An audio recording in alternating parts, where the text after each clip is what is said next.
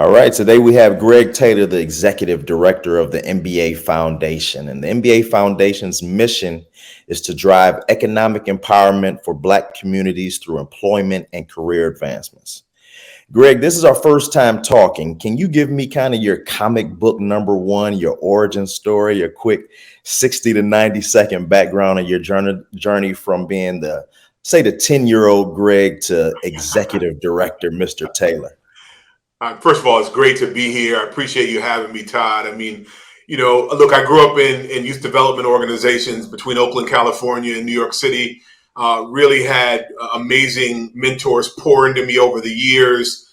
So, really have devoted my life to working with young people, if you will. Even as I'm at the NBA now, I view them as young people in terms of helping them in their careers. So, been in the philanthropy space, have a law degree. I've been at the league a little over 9 years, about 20 plus years in philanthropy and community building. But that's what brings me here today, and happy to have a conversation with you.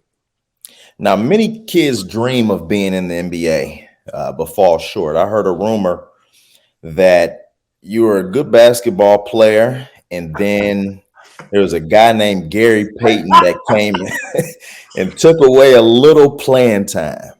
But when you look at it, both of you guys made it to the NBA. What would you suggest for someone who's maybe a junior and there's only 5'6", and they're starting to realize I may not make it to the NBA, but I still want to be a part of the NBA? What would your suggestion be as far as their career trajectory, and how should they go about it? Yeah, no, I'm still mad at Gary, even though we're still dear friends to this day. But I appreciate you noting that we both made the league, so I appreciate that.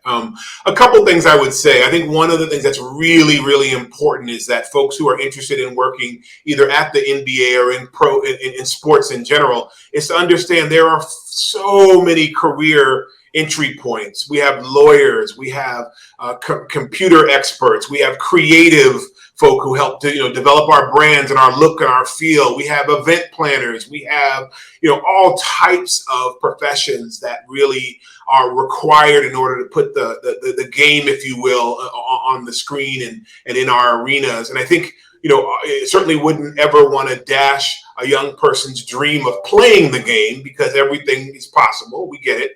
But I think for those who realize that they don't have the gift of being at that elite level, I would really look into educating yourself at the best of your ability, and really beginning to think about those careers off the court that really do span everything from accountants to legal to lawyers to creatives, and I think everything in between. It's just a phenomenal place to work. In light of some of the challenges that some of the other leagues have been having, the NBA has always seemed to be at the forefront of diversity issues. What's so special about the NBA to make them take that stance, which sometimes can be controversial? It can kind of be scary to take these stances in helping Black voices in the Black community. As you say, the NBA's had a long-standing history of commitments to issues of civil rights and social justice. Over time, we've been really fortunate that in many ways, some of our leading champions have been our players in many ways. And I think that their viewpoint on what those challenges are and how they want to share their voice and their platforms for the greater good, I think we still bask in the benefit of that. If you go back to the Kareems and Bill Russells and Oscar Robinsons and others, I think that tradition continues today. I mean, we remain deeply committed to issues of equality and diversity and inclusion. And I think we're in an era now where our players recognize they're building on that historic legacy, and they also want to see themselves as leaders moving forward. And I think it is that partnership between our players and our governors, which we call our owners, our governors, our leadership at the league level, at the union level. We all recognize that we have a role to play to be leaders around issues of social justice and equality and diversity. And I think the league, standing on that history, takes that role very seriously. Now, the NBA Foundation will deploy $300 million over the next 10 years. How do you decide which partners to work with, and what are your key performance indicators when measuring results? Yeah, a couple things. So I'm super blessed to be in a position to be the first executive director of the first ever NBA foundation at the league. We grew again out of that tradition we just talked about, which is what is it that the NBA can do to ensure that we are a leading voice and change agent in what I would say is this moment of social reckoning in our country, coming out of the murders of George Floyd, Breonna Taylor, and far too many others to name tragically. And so I think in many ways, our clear focus on economic opportunity for Black youth 14 to 24 is very deliberate. It's very intentional. We think we can play a partnership role, if not a leading role, in helping prepare Black youth for the world of work and to be able to really obtain what we call living wage or family sustaining wage positions in companies and in employment opportunities. And so for us, we look for organizations, particularly nonprofit organizations, that have a long-standing history of preparing Black youth for the world of work. We want to look at the leadership of those organizations being Black-led, or at least really having a footprint and a reputation of moving in the Black community. We want to make sure that young people who are being served are actually African-American and Black from the communities that we're in. We're looking for innovative education practices, and how is it that you are actually effectively educating and providing us, a marketable skill, talent in our young people. And then I would just say it really is about focus in our 28 markets. So we're very intentional about trying to bring that capacity, those resources and opportunities to our markets. There are other criteria. We want to make sure you're financially healthy as an organization. We want to make sure we have evaluation criteria mid-grant and at the end of grant, like many foundations do. But that demonstrated commitment to preparing Black youth for the world of work holistically is what we really look for, and we're happy to be open for business. Go to nbafoundation.com and apply if you think you have an organization that can fulfill our mission. We'd like to hear from you. Something a little off topic, but it's on topic. It's hard to keep your eye on everything, especially when you're talking about operating in the 28 markets. When you're building a team, how do you approach it? Are you looking at track records? Are you looking to hire new professionals and people that you can mold? Are you looking for people that can fulfill your weaknesses and your blind spots? Walk me through your process of building a team that can fulfill your mission. And are you suggesting at the foundations team or the partners that we're having in community? The foundation, from a foundation. Yeah, no, listen, I have an amazing team. And I think in many ways, I've had a 20 plus year, career in the foundation space at both national and local foundations. So feel like I understand how the industry or the field of philanthropy works. But, we needed top-notch skill on the team. And so we're in the startup phase. We're small. We have a team of 4. We're going to add some folk as we move forward. But really, hired a woman named Lauren Sills, who's our operations manager. She comes to us from Nike and other experience. She just understands how to make sure the trains run on time and form those partnerships, navigate the NBA as a matrixed organization. I wanted to be clear about that skill set complementing my leadership and what it takes to do this work well. And then we're really blessed to have a woman named Adela Ruiz comes to us from the Ford Foundation, where she was working in the president's office as the grants manager, program manager and grant manager in that organization, and has brought an incredible knowledge of infrastructure and what is it, the documentation and the due diligence and the grants management process have to entail. So what I looked for are folks who complemented my skill set. I look for folks who were strong where I may be weak, and where I'm strong, I want them to be able to be strong also. And I feel like my role as a leader in this space, particularly of this organization, is to really block and tackle for my team to be successful. So that's how I've built it thus far. It has been an incredible year. We've streeted $22 million thus far, 73 grants. And so, we know we're moving to that sustainable organization, but for a first year metric, we couldn't be more excited. And it's because I have a great team on hand, and they've been fantastic. That's awesome. And I can tell you have a good team. That's why I asked that, to give a little more context to how you're getting what you're getting done. Now, what opportunities do you see going forward with the vantage point of having operated for 1 year? Because I know your vantage point now is going to be a little bit different than what it was a year ago.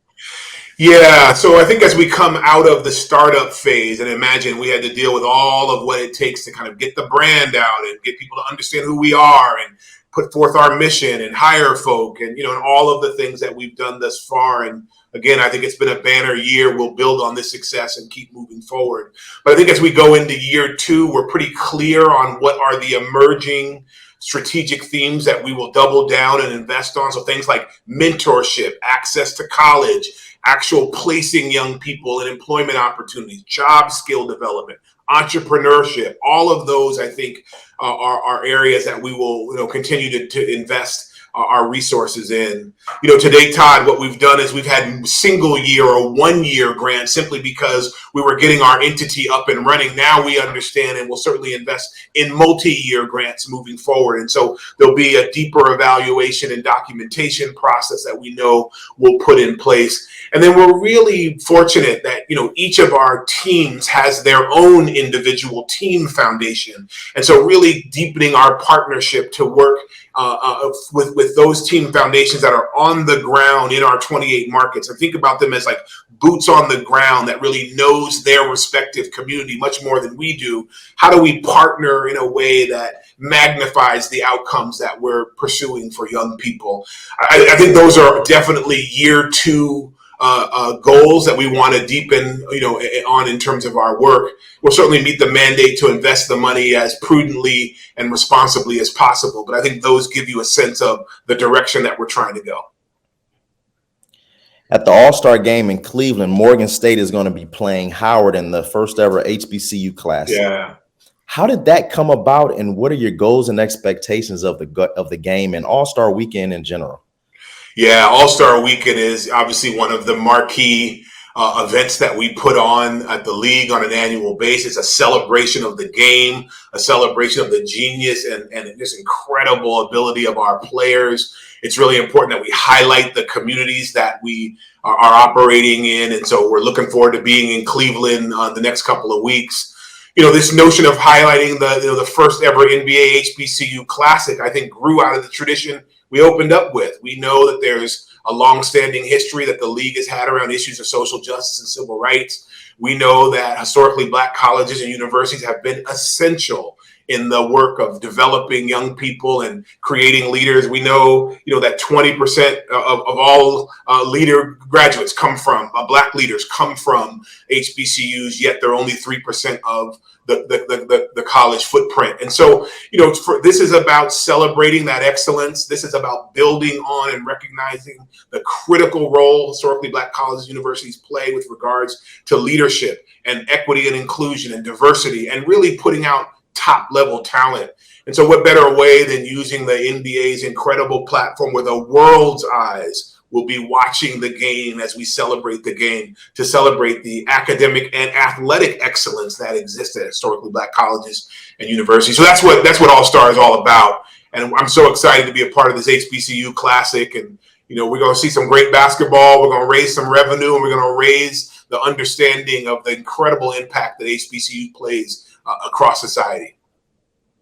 I'm so excited about that. So recap, if an organization wants to work with you, how do they get in touch with you, and what opportunities are there for young people from, say, age 15 to 25? So a couple things. So if you are an organization that, satisfies the mission of the NBA Foundation, I encourage you to go to our website, which is nbafoundation.com. And take a peek and really look at, we recognize folks need financial resources, but we have a very specific mission around promoting the economic opportunities in a holistic manner for Black youth. And so if you think that your work fits that mission, we encourage you to apply. It behooves me to say it's a competitive process and we have limited resources, but if you feel like your organization is doing great work, then we encourage you to apply. I think that's really important. And I just think on the HBCU Classic side, this is the first ever event. I'm hopeful we'll do it year over year, and we're looking forward to celebrating incredible excellence on and off the court. Really excited about the professional development opportunities. We'll talk to the players about how do you network and the like. How do you form partnerships? How do you gain employment opportunities in places like the NBA and others? And then lastly, really honored to share that we've announced the HBCU Fellowship Program for both juniors and seniors, or undergrad and graduates of HBCUs. And that's a professional development, career exploration, and education program where 60 young people from HBCUs, either undergrad or grad, will be able to spend time over a 10-week period, be either at the league or at the teams, to really deeply and better understand the business of basketball. And we want to provide that educational opportunity for them. Really an excited opportunity for any interested young person. I'm so excited, Greg, because it's serendipitous for me. I grew up in Cleveland. I was a basketball player. Wow. Where you guys are playing this game is at Cleveland State. Probably played about 6 or 7 games there, Wow. while I was in college. So, and when the All-Star game was in '97, I went to the All-Star game back then as well. Yeah. And I walked up to Iverson and I had his shoes in my hand and he signed my Reebok. Wow.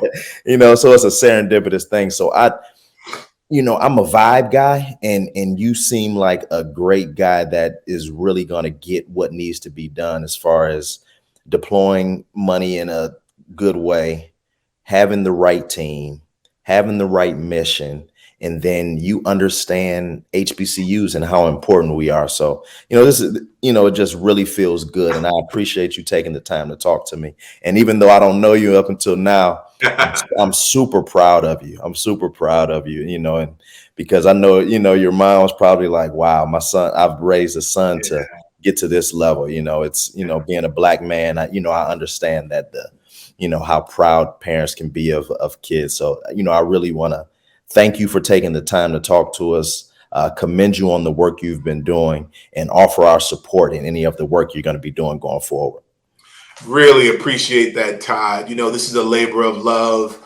I think the notion of pouring into that next generation of leadership and providing opportunity. And we know, but for opportunity and resource, the genius in our community exists. And so how do we begin to nurture and support and provide those resources and that roadmap, if you will? Mentors poured into me when I was young to get me to this point. We want to do that same thing for the next generation as we move forward. That's what the Classic is about. That's what the foundation's mission is about. That's what the league's mission is about in this work, as we really double down on our commitment to issues of social justice. It's about equity and access and resource and opportunity. Glad to be a part of all of that. And I appreciate the time today. It's been a great conversation. What's the best way for someone to follow along with your journey in the NBA Foundation? Go to NBAFoundation.com. We've got a pretty, I think, interesting and informative website that we keep up to date. All of our announcements are there. So if you're interested in learning more, certainly log on to NBAFoundation.com and let us know what you think. Thanks a lot, Greg. Hopefully I can bump into you in Cleveland. And let's go. Sounds good. Thanks a lot. Have a good one. Yeah, thanks for having me. I really appreciate it. Thank you.